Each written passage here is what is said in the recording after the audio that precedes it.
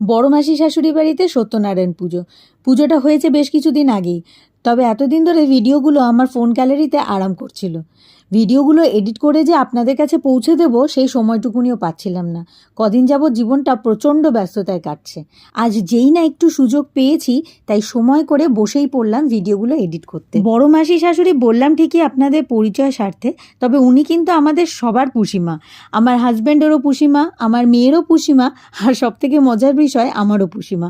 আমরা সকলেই ওনাকে পুষিমা বলেই ডাকি। সত্যনারায়ণ পুজোর সবথেকে ইম্পর্টেন্ট পার্ট হলো সিন্নি, আর সেই সিন্নি মাখার দায়িত্ব ছিল আমার উপরে, এবং সেই সিন্নি মাখা খাইয়ে বেশ প্রশংসা কুড়িয়েছি আমি। আর সেই দিনই সন্ধ্যাবেলা আমাদের একটা অ্যানিভার্সারির নিমন্ত্রণও ছিল।